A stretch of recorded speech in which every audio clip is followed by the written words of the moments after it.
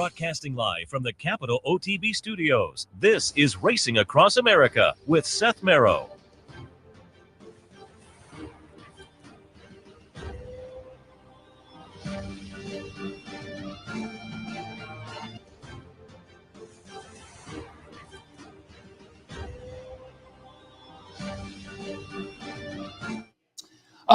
And we'd like to thank Gulfstream for their sponsorship of this program, some of the other programming and events here at Capital OTB. They're going to be sponsoring us through the championship meet, which goes through Florida Derby weekend, end of March, beginning of April. So, again, appreciate their sponsorship during that time. A lot of great racing coming up down at Gulfstream. Championship meet kicked off Thanksgiving Day, and we are in the thick of it. We're headed down, I believe, on a youth weekend for our live coverage. So should be fun. Again, thanks to Gulfstream.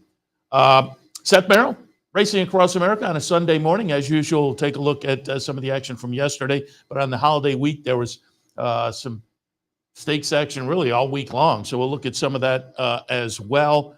But I also want to alert you because there is plenty of wagering action today. One, I think, is going to attract a lot of attention. Well, really, they'll all attract, I think, a lot of attention, but certainly Delmar. I'll get to that in a second, though. Do want to remind you that a week from yesterday, next Saturday, we have an online trifecta challenge with, I believe, $350 up for grabs. That'll be split amongst the top three finishers. And you can go to capitalotb.com now to enter. Everybody who enters is going to be able to play. We'll close the entries probably midweek and then send everybody all the information you need to fill out your Trifecta Challenge entry. But the entries are now open at capitalotb.com. Go to the website, click on the promotions link, look for that graphic, click on that, and fill out your name and info on the entry form. And again, you're in to take a shot next Saturday, online Trifecta Challenge. And I also want to remind you that if you come down to the Clubhouse Racebook next Saturday, $700 up for grabs, King of the Hill. I would hope we would have kind of a full house out here at the Racebook with a $700 prize. You can walk away with a nice chunk of extra change in your pocket. King of the Hill is not easy, but why not? Yeah, It's not easy, but you have zero chance if you don't come down. So come on down and give it a shot next Saturday here at the Clubhouse Racebook to see if you can walk away with $700. Again, Saturday, 711 Central Avenue in Albany, King of the Hill contest. All right, now today, as I say, there are some interesting wagering opportunities. First of all, a two-day Pick Six carryover at Aqueduct, $79,000. And I was kind of surprised. The sequence yesterday was not crazy at Aqueduct.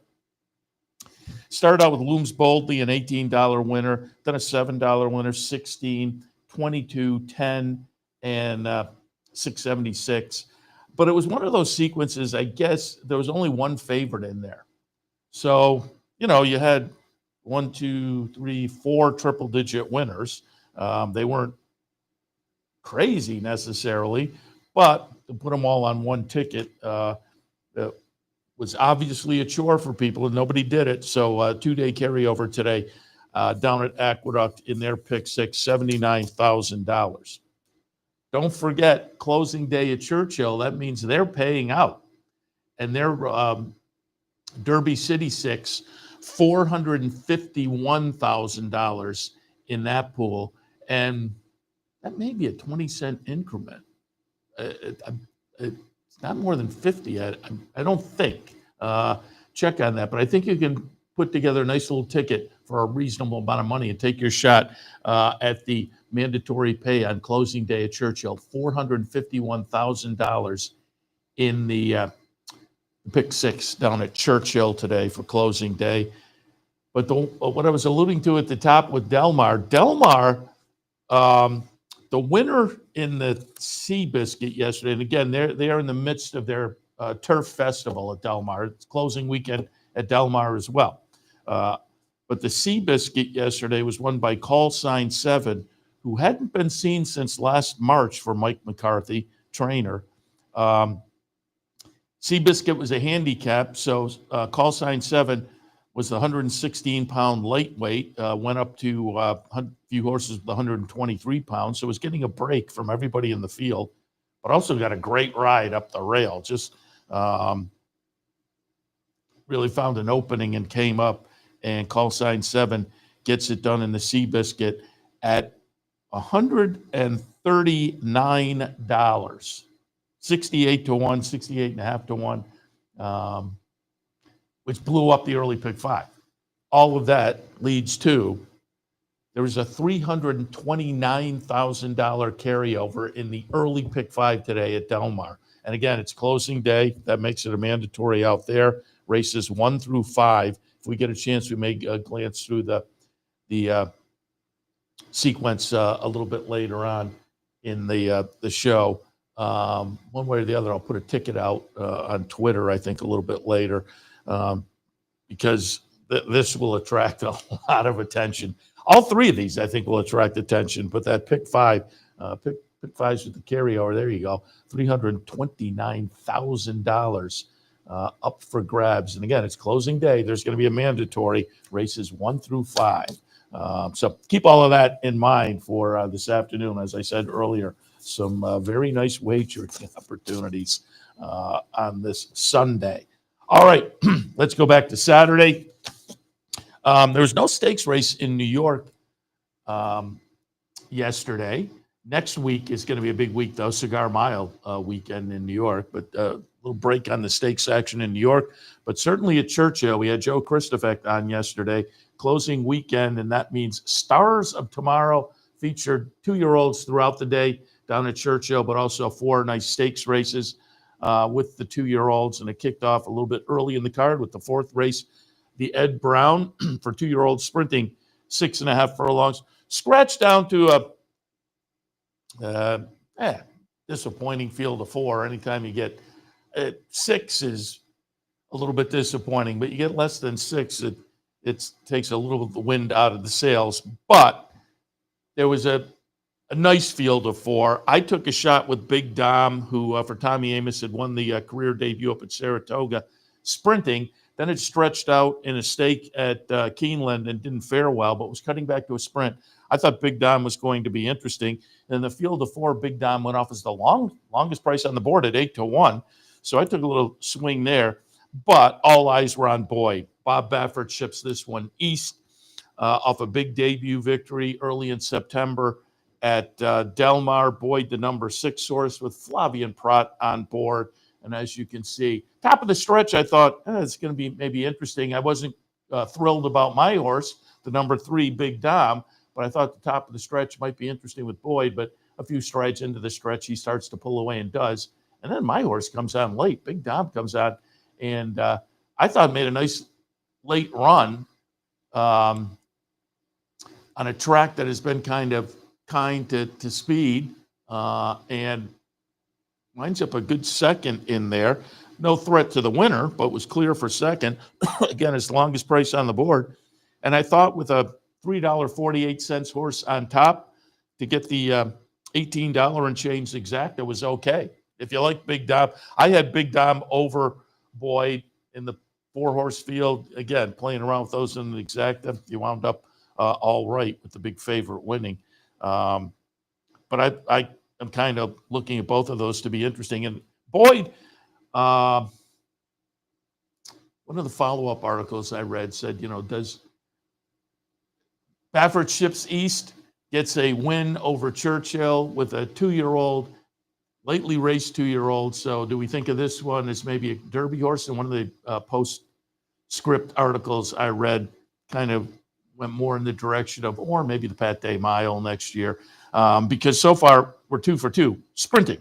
So we'll see. If you have a good 3-year-old, I think, particularly Bob Baffert, I'm sure at some point they try the 2 turns at least. So we'll find out. But so far, so good for Boyd. I haven't seen the numbers yet. The buyers checked again just before we went on the air.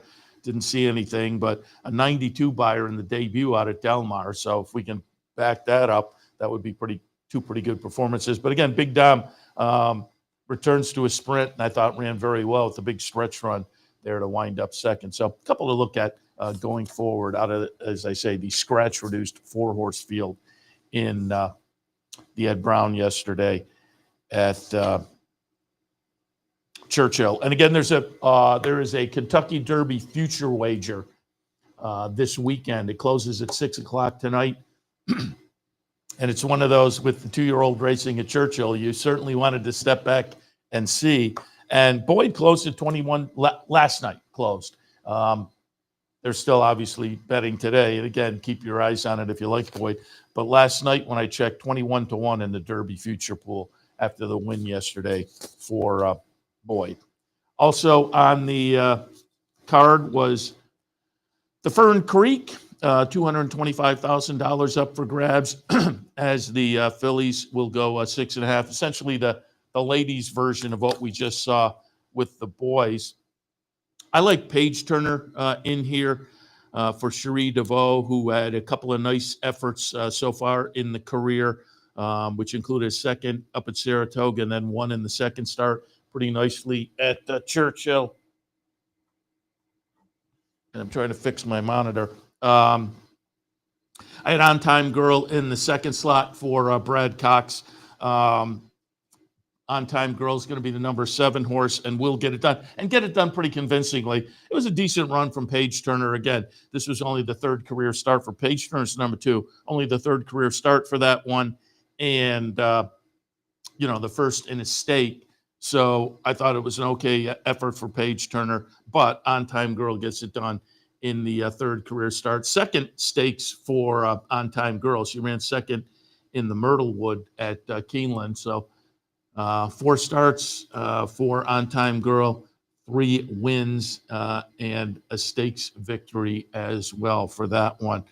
It was, again, Brad Cox, Irad Ortiz on board, running second on my horse, Paige Turner, Jose Ortiz. They're 1-2 in the standings going into the last day down there at Churchill. But again, we shall see going forward for both of these.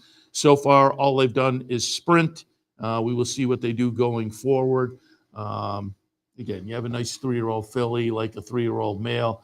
At some point, you may try, or occasionally you get the folks who are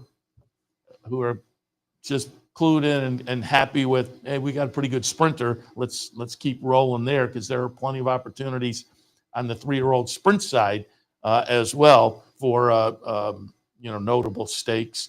So we'll see what they do with both of these. But again, I think another race where top 2 finishers look pretty good, worth watching going forward. Paige Turner, part of the ownership group, our friends at West Point. So a nice run again there in their stakes debut for that one. But On Time Girl looking pretty good now with, again, 3 wins in 4 career starts so far. Also on the card yesterday, boys and the girls went 2 turns.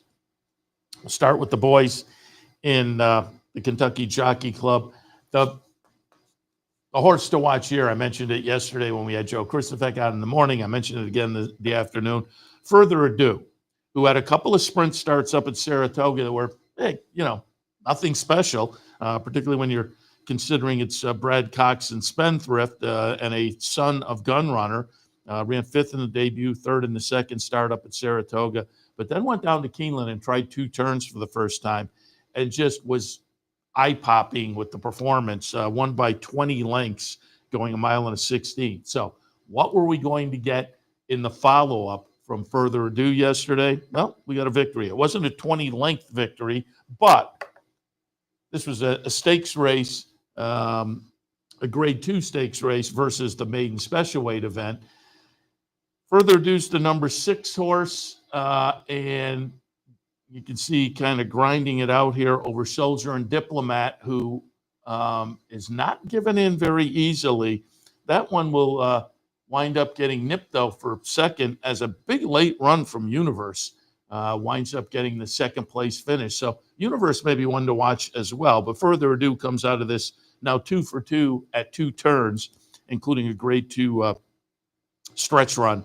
Irad Ortiz, Brad Cox. As I say, Universe may be one to watch for Ken McPeak, who now has tried 3 stakes races. This is a horse with only 4 starts, won the career debut up at Saratoga, then was 3rd in the Champaign, was second in the Street Sense, and now second with, again, that was a nice late run.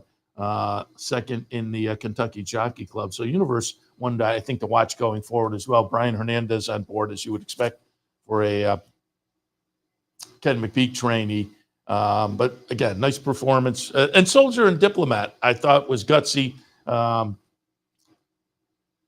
there as well. Soldier and Diplomat, as Steve Asmussen runner, that won the career debut at Saratoga, then fourth in the Hopeful, came down to Churchill and won non-winners who won. And then, again, a gutsy performance in the stretch in the first two-turn race, because the first race was 6 furlongs up at Saratoga, 7 furlongs in the Hopeful, and went the one-turn mile to win in the previous race. So, sometimes that 2 turns, it'll take them a start or two to really get it kicked up a notch. But Soldier and Diplomat, worth watching. Third, Universe, definitely in the second place finish, but clearly now with the 2 nice performances, further ado. And again, didn't see a number. Going to be interested to see, because the big win in the previous start for Further Ado was at 98 over at Keeneland. So intrigued to see what he comes up with off of the win yesterday in the Kentucky Jockey Club. Looked at his Derby future, and he got 10 Derby points out of this. So gets a few points on the Derby trail. His odds last night on the Derby, in the Derby future pool, 14-1. I always say, really any of the Derby future pools. I mean, as you get a little bit later, as you maybe get to that last pool, you can maybe play around a little bit. Last couple of pools maybe, but you're in November, you want at least 20-1. It's 20-1 that they make it to the Derby at this point, much less win. So I guess if you're enamored with this horse, and I could understand if you are, you might accept it, but 14-1. Again, it just seems a little slim, given you still have to not just perform in the prelim races that will be coming up, but you have to get into the starting gate before you can even win. So 14-1 is not necessarily super attractive to me. There's also Derby Future Pool closes today, but there's also a Sire Future Pool, which is kind of fun. And Further Ado's Sire Gun Runner, I looked at that up last night as well. Last night he was 4-1. But don't forget, with the sires, you get multiple horses. So you may be a little more forgiving on the odds. I'm not sure 4-1. But, and I will also note that if you go to the Kentucky Derby website, and the top drop-down menu is a wager, I believe. And if you click on that, you'll see Future Wager. Click on that. There are PPs for the entire future pool field, which nowadays I think is 40, 39 individuals, and then all others. Same with the sires. But there's free PPs for the all the 2-year-olds that are currently under consideration. And there's also PPs. The PPs for the 40 entrants are, 10 pages maybe. But there's a set of PPs for the sires, which I think in the neighborhood of 258 pages. And I wasn't sure what I was going to get there. But what you get is parsed out alphabetically, I believe, each sire's, all the 2-year-olds they have, whether they've run or not. So it's helpful. I don't know if you want to print it out at 258, but you can pull it up on your computer and take a look. And again, the sire pool might be a little bit of fun also if you want to take a look at that. So keep that in mind as well. Derby Future Pool closing a little bit later today. All right, and let's go on to look at the Goldenrod, which was the filly version of the 2-turn stakes race on the card for 2-year-olds yesterday. Goldenrod Grade 2 event, $400,000 up for grabs, and 8.5 furlongs was the trip. I like number 6, A Life of Joy, for Brad Cox, coming out of a win in the Rags to Riches, which made that one 2 for 2 so far. Betting public was right with me, making that one kind of a lukewarm 5-2 favorite. Atropa was interesting to me. The number 9 horse, Let Me Count the Ways, I also thought was intriguing. A couple of mine didn't do a whole lot, with Life of Joy running 4th in the field, Let Me Count the Ways running 5th. Atropa, though, the number 9 horse, who I thought was playable for Cherie DeVoe, coming off a big maiden win, that one runs 2nd. But the winner for Brendan Walsh, who continues to go very well this season. Brendan Walsh gets the score in the goldenrod with Bella Ballerina, who holds on late, as there is a charge from Atropa, the Cherie DeVoe runner, and also Just Singing is making a move late as well. But Bella Ballerina, sibling to Pretty Mischievous, so there's some talent in the bloodline, gets it done, but has to kind of work after having a nice open lead late, but winds up a chart margin of a half. Atropa was a half in front of the 3rd place finisher. So Bella Ballerina, Tyler Gaffleone, and Brendan Walsh. And again, Brendan Walsh continuing a very nice 2025. And with, performances like this and horses like this, it likely continues in 2026 for Brendan Walsh.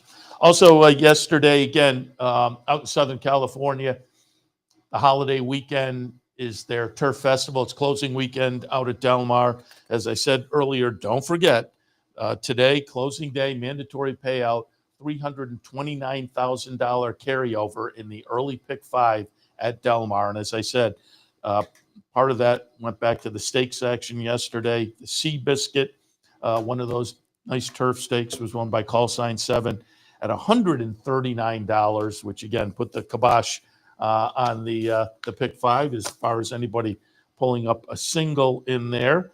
And that was race number 5. So it would have been interesting to see how many live tickets there were, or if he was the only one that would have pulled it out like that. And I'm just looking. This is kind of interesting too. The pick 5, the carryover. The pick 4, races 2 through 5 yesterday. The pick 4, 50-cent pick 4, $21,000.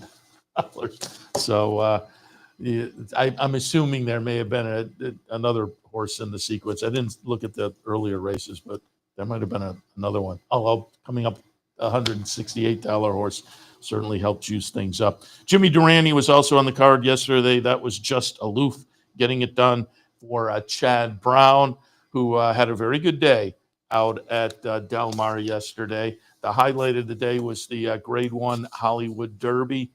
Horse to beat was Test Score. As we watched the replay, Test Score is the 3 horse who just runs into a lot of trouble in the stretch and really can't find any room.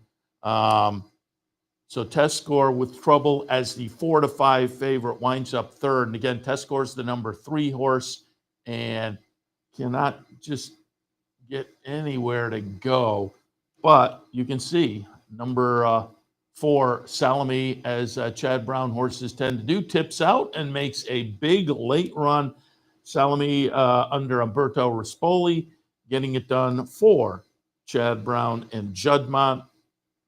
So again, nice big day out in Southern California for Chad Brown, as he also won the Jimmy Durante. So the 3 stakes yesterday, Chad picks up 2 of them. Overall, this was Chad Brown's 5th Hollywood Derby win since 2016. The Grand Motion runner Test Score winds up 3rd, and a close up 3rd.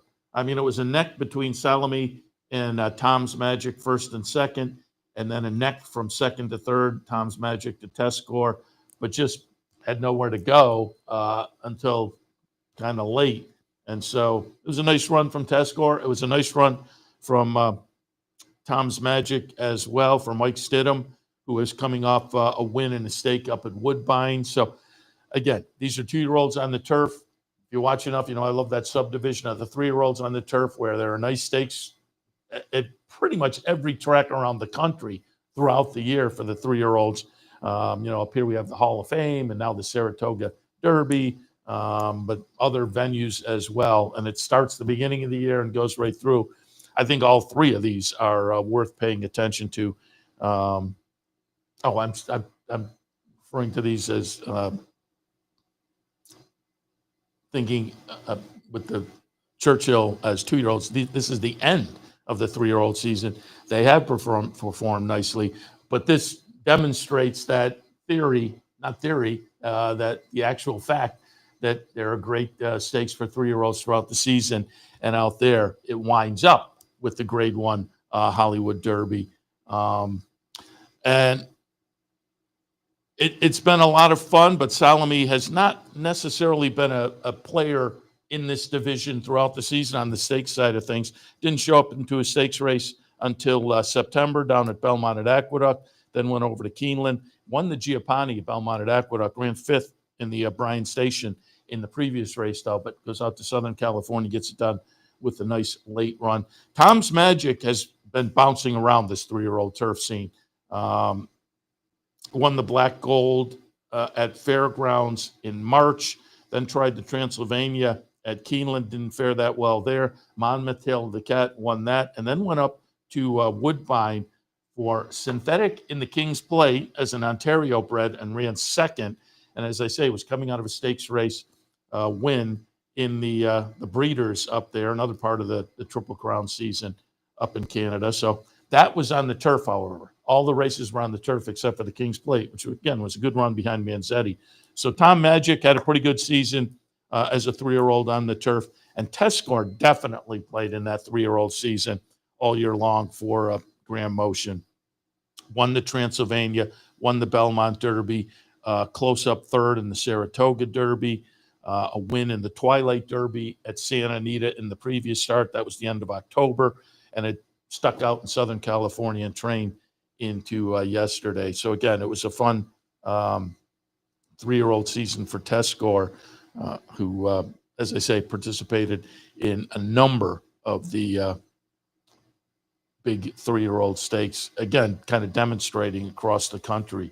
But it was Salome and I would think all of these will be back next year to jump in as 4-year-olds on the turf and be solid players as well. Also, a couple other interesting notes, an interesting note. Salome for Chad Brown and Juddmonte, the same dam as Sagesta, who is entered today in the Grade 1 Delmar Matriarch for Chad Brown and Juddmonte. That one will be ridden by Flavian Pratt. Flavian was in Kentucky for the 2-year-old day yesterday, so Umberto Rispoli on board the winner in the Hollywood Derby.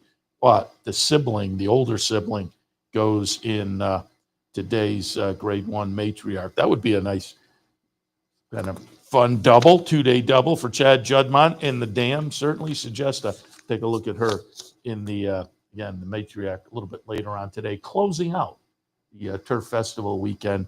And again, part of what will be a big day wagering wise. That I can guarantee that will get people love that pick 5 now. You get a carryover and a mandatory of that size out of Delmar. People will play into that. The mandatory with $451,000 in the pick 6 at Churchill is going to take a lot of action. And you get the 2-day carryover in New York as well. So again, fire up the PPs and start handicapping. It should be a big Sunday afternoon. We'll be looking at a lot of it on OTB Live a little bit later on. We'll be taking a look at the stakes we looked at so far all yesterday. But again, it was a holiday week, so there were some nice stakes a little bit earlier in the week as well. I thought we'd take a look at some of that action as well when we come back for Racing Across America right after this break. So stay tuned. More to come.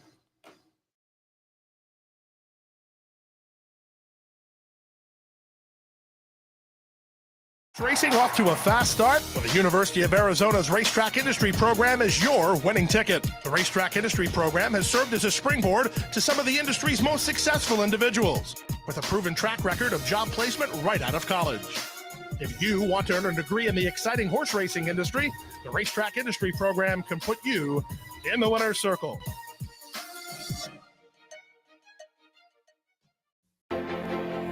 The championship season is on at Gulfstream Park with great horse racing action Thursday through Sunday. Come out and enjoy the world's best horses, trainers, and jockeys as they compete over the Hallandale Beach Oval all season long. Take your experience up a notch and join us in 10 Palms Restaurant with unbeatable track views, outstanding dining, and convenient wagering options. For reservations, event schedules, tickets, and more, head to GulfstreamPark.com. Sometimes it pays to go with the flow, to check your worries at the door, to reconnect with your crew, to follow the thrills and the flavor, to roll with it and see where it takes you, to enjoy every minute to its fullest, and to dance like there's no tomorrow. You can do that here at Rivers Casino and Resort Schenectady, where the good times flow.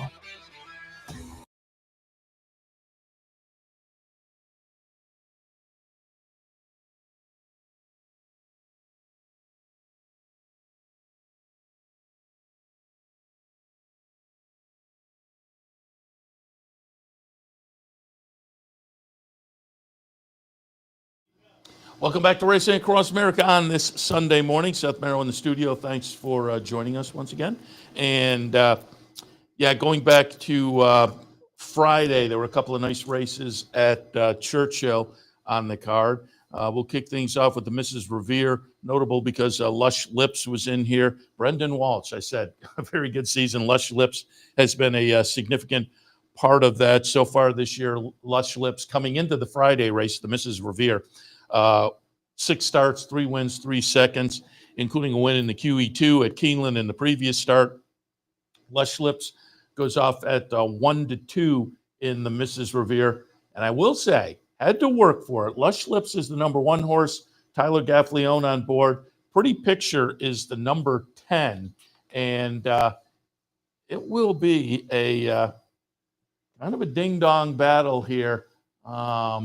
As Lush Lips has to fend off the number 4 Classic Q, who winds up, unfortunately, just getting nipped late by the number 10 Pretty Picture, who comes late. Now, that late run, I don't know whether you were worried about the second place finisher, Pretty Picture, but about mid-stretch, I think Classic Q, the horse that wound up third, that horse may have been giving you a little bit of consternation, but Lush Lips eventually puts that one away. And again, it was a little too bit of a late run for Pretty Picture. Lush Lips gets it done. Chart margin over Pretty Picture, winds to be half a length, and Pretty Picture gets Classic Q for the place spot by a neck. So again, $3.14 for Lush Lips. Brendan Walsh, Tyler Gaffleone runs the 2025 record to 4 wins, 3 seconds, and 7 starts. Solid stuff. And I'm just looking the career 100. We're verging on becoming a millionaire here. Well over 900,000 after the win on Friday for Lush Lips, but certainly a very, very nice runner that, as I say, has played a significant part in the solid season for Brendan Walsh. And we'll also take a look at the highlight on Friday, clearly, and maybe the highlight of the weekend for Churchill. They said it on the broadcast a few times, the simulcast signal. Joe and company were talking about the Clark and saying, grade 2, why isn't this guy a grade 1? And you look at past winners. I think there's a solid case to be made for Churchill to get the grade 1 with the Clark. But regardless, Friday, grade 2 event, $600,000 up for grabs, 9 furlongs, the trip. Fun field in here. We had some 3-year-olds at the end of the season that looked intriguing. I thought First Mission was the interesting one. For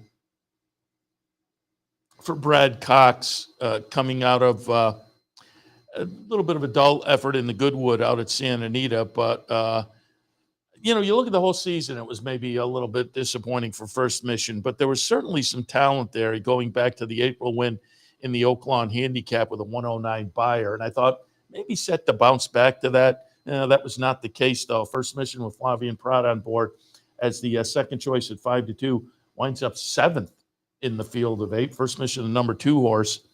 But horse the betting public jumped on as the 2-1 favorite, number 9 Magnitude, one of those aforementioned 3-year-olds that gets it done for Steve Asmussen. Number 9 Magnitude in a ding-dong battle coming down the stretch here, as you can see.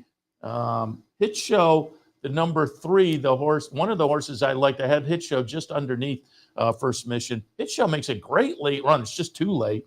And on the inside was Chunk of Gold. Again, another one of the 3-year-olds in the field. Chunk of Gold looked great. It was coming out of an optional claimer, non-winners of 2 other than win at Keeneland, and followed that up with a big performance to really make Magnitude work. Now, Magnitude pulls away a little bit at the end, but then, as I say, you got that late run from Hit Show, who was the Dubai World Cup winner earlier this year, and a good effort there.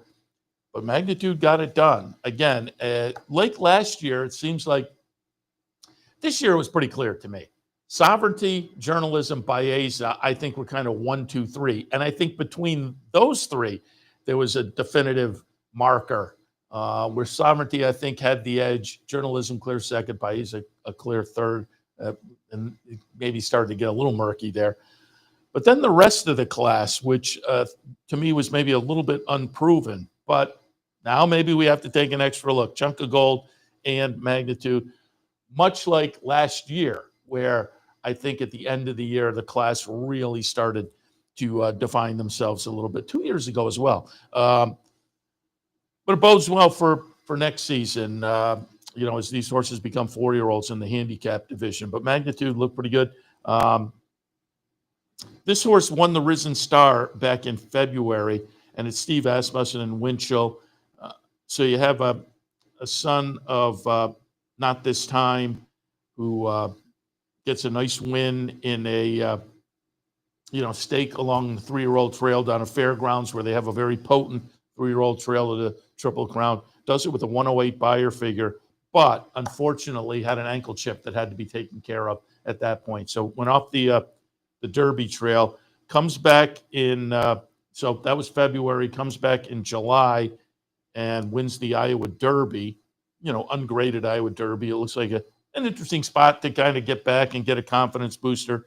So wins the Iowa Derby coast to coast with a 104 buyer, then goes in the Travers, runs third in the Travers, but 20 lengths behind. So a well-beaten third in the Travers. And then a second to Baeza in the Pennsylvania Derby. Now comes back and beats Older in the Clark.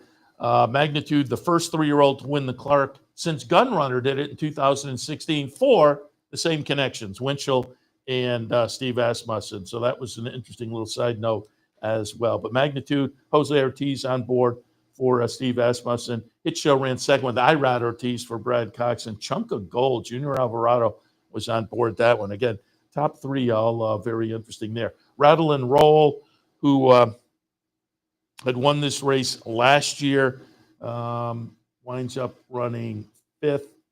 Gosker, another 3-year-old in the group, winds up 6th. First mission, a disappointing 7th in the field of 8. So there were some disappointments in there, but top 3 I thought were all very good, and will be interesting to watch, you would think, moving forward into for the 2 3-year-olds into their 4-year-old season.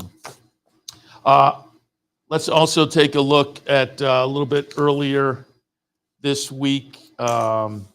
We mentioned it last weekend as we kind of did the Sunday show. You may want to pay attention to Monday and Tuesday, because the holiday week kicked off with some nice stakes action over at Mahoning Valley, the highlight of their year, Steel Valley Sprint for $300,000. Brought in some familiar names, jockeys and trainers. Super Tuscan was in there for Safi Joseph with Irad Ortiz on board, coming out of a couple of nice wins, one at Saratoga, one at Delmar. 3 nice wins, actually. Started the trio with a win up at Woodbine. But again, Irad Ortiz was on board for Safi. That one was in town. Guns Loaded, Florent Joe on board for Jose D'Angelo. But it winds up to be number 12, Faster Gator, For Anthony Ferrier, who I have to admit I wasn't super familiar with, having Toledo on board, and does it pretty nicely here. Took action coming off a win at Mahoning Valley. I had used Faster Gator in my mix because I always like when I like the hometown heroes in these races underneath, but sometimes they can jump up. And this one wasn't necessarily the hometown hero, but was coming out of a start at Mahoning. And so I thought that was intriguing. A start and a win at Mahoning back on October 21st. So came back Monday and got it done, as the betting public made that one surprisingly the second choice. Again, with some more notable names in here. Dale Romans and Corey Lannery were in the mix. Dallas Stewart, Luis Saez also in the hunt. So there were some notable names, but Anthony Ferrier brings this one in off of the win at Mahoning Valley. And I looked him up. As I say, I wasn't that familiar. One of the post-race articles quoted him as saying, I'm a claiming guy. So to have a horse that can win a stakes race is big for us. I can understand it. You have a nice stakes quality sprinter. And this horse, they had popped in some stakes before, second in the Bayshore back in April this year. And then had tried some other stakes and done okay. Third in the Hilton at Charlestown on their big night at the end of August. So had run well in some stakes prior, but gets it done again. And the betting public on board at $6.80 as the second choice. And as I say, I looked him up, and over the next few days, kind of a mid-Atlantic guy, it seems like. Next few days, he has horses entered at Laurel, Charlestown, and Mahoning Valley. Over his career, just under 1,300 wins. So a guy who knows how to get it done. But as he said himself in the article, maybe more of a claiming guy, but a nice win and a nice 3-year-old now going forward with the stakes victory in the Steel Valley Sprint on Monday for Faster Gator. And then I also noted on last Sunday that might want to pay attention to the Zia card on Tuesday, because that was going to be highlighted by the Zia Park Derby. Number of nice undercard stakes as well there. But the Zia Park Derby, $300,000, mile and a 16th. My top pick was Brother Kenny for Bill Morey, coming out of a fourth at Keeneland, but 2 starts back had won a stake at Churchill, had been training very well at Turfway. Brother Kenny went off as the second choice. Mr. Omaha, who I had just underneath and looking very interesting, coming out of a stakes race win at Remington Park.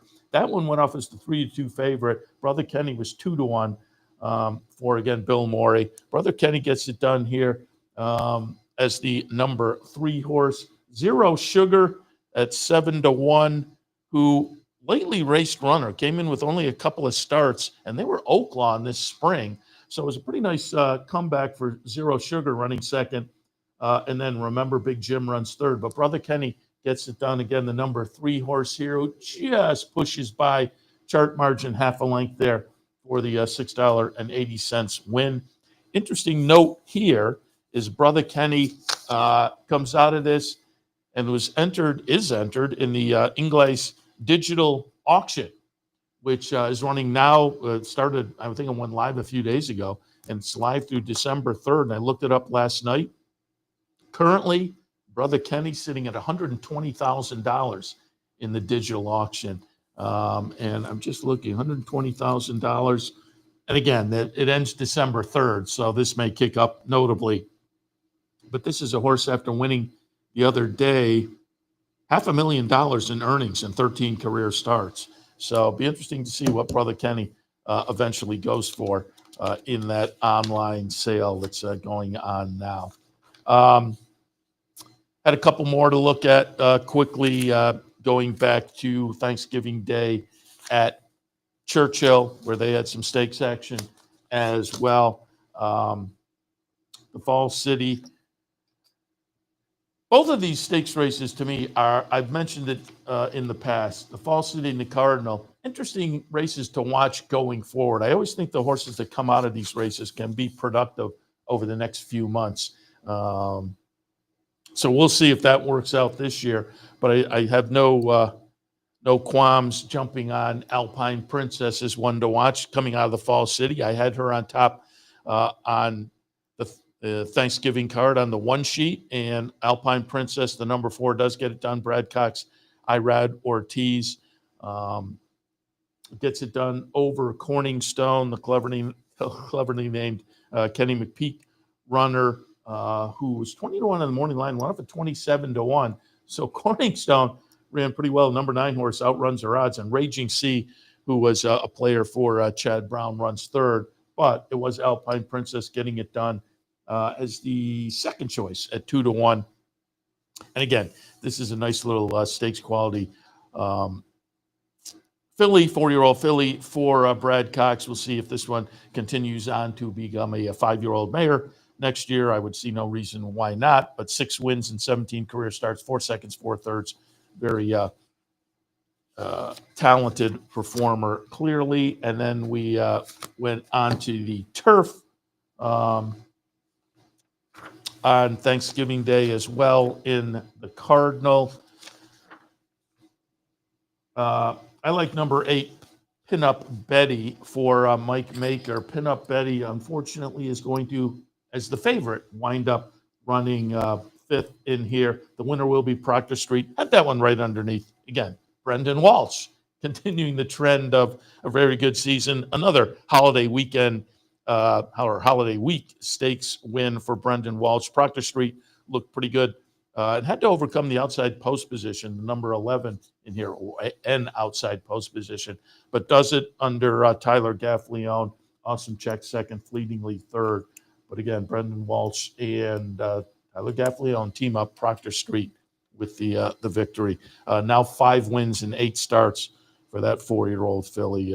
Talented runner. And again, another one of the ones that has made for a very good season for Brendan Walsh. All right, we can see there 12:10 post in New York. They're going to kick things off sooner rather than later. Let me just remind you once again, there is the Derby Future Pool, which closes at 6 o'clock today. Again, I would not take less than 20-1 on anyone. And we'll see how it shakes out. But 39 individual entrants. Number 40 is all others.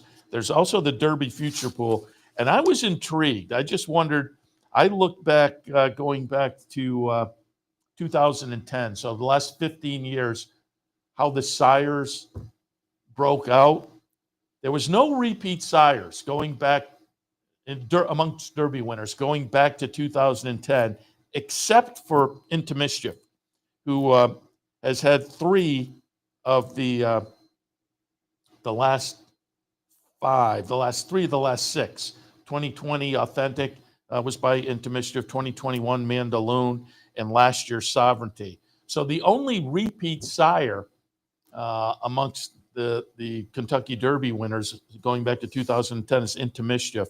And I looked on the morning line, he was 4-1.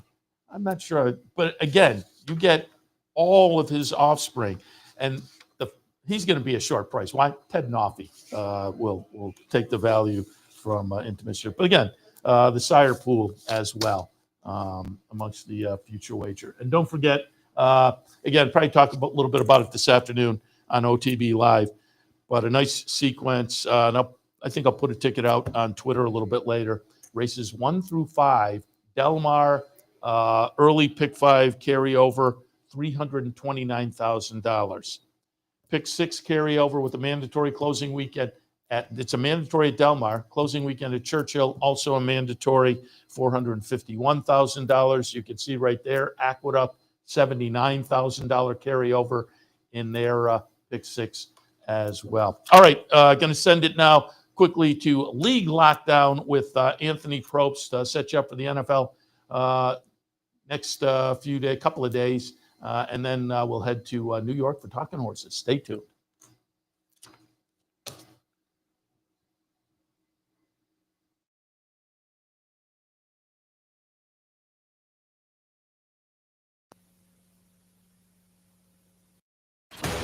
Sometimes it pays to go with the flow, to check your worries at the door, to reconnect with your crew, to follow the thrills and the flavor, to roll with it and see where it takes you, to enjoy every minute to its fullest. And to dance like there's no tomorrow. You can do that here at Rivers Casino and Resort Schenectady, where the good times flow. Haven't signed up for a Capital OTB account yet? Now's the time to take advantage of the sign-up bonus. Open up a new account with $200 or more, bet $400 by the end of the month, and receive a bonus $200 into your account. Plus, you can take advantage of everything an OTB account has to offer. Wagering from any device, live streaming, racing info, past performances, online promotions, and more. Sign up. Good morning, ladies and gentlemen. Welcome back to League Lockdown, brought to you by Capital OTB. I'm your host, Anthony Probst, and we're going to be previewing and reviewing a few scores and the upcoming games today on Sunday. But first, we got to look back at the Thanksgiving Day card. It was a little, if you're a fan of these teams, disappointing. If you aren't a fan of these teams, you're probably happy. Dallas, Kansas City, 4-15. Cowboys over the Chiefs, 31-28. Even earlier in 1 o'clock, Lions and Packers, 31-24. Packers over the Lions. And the 8 o'clock spot, the Bengals over the Ravens, 32-14. Yes, if you watched the games 5 days prior, last weekend on Sunday, the Lions, Chiefs, and the Ravens all won, then turn around and lose on Thanksgiving. Awesome. We love that. Black Friday football came back again this year. You had the Bears over the Eagles. That one was a shock. We'll be honest. Bears beat the Eagles, so now that's 2 in a row for Philadelphia on losses. But it's okay. They got time to turn it around. But let's look ahead to today's games on Sunday. At 1 o'clock spot, you got the Saints over the Saints and the Dolphins, the Texans and the Colts. And for Colts fans, Daniel Jones will be good to go. He will be all set. And now, Texans fans, I know you're going to be happy about this one.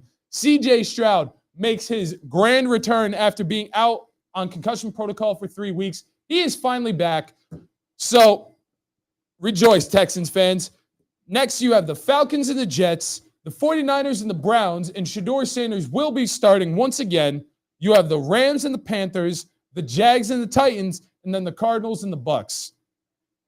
4 o'clock spot, you got the Vikings and the Seahawks. And now with the Vikings, J.J. McCarthy is out. And Max Brosmer, he will be making his first career start for them. So we're going to get to see how he handles it, how he fares. So it'll be an interesting game. You got the Bills and the Steelers. And Mr. Aaron Rodgers, Uncle Aaron, is back in action. He'll be playing again. Raiders and the Chargers, Broncos and the Commanders. And Sunday Night Football, you got the Rams and the Bucks. Then we move ahead to Monday Night Football. You got the Giants and the Patriots. And for you Giants fans, I know you're going to be happy about this one. Also returning to the gridiron out of concussion protocol, Jackson Dart. He is back. He is starting. And we're going to have to see how well this one goes, because last week, Giants were able to push it to OT with the Lions.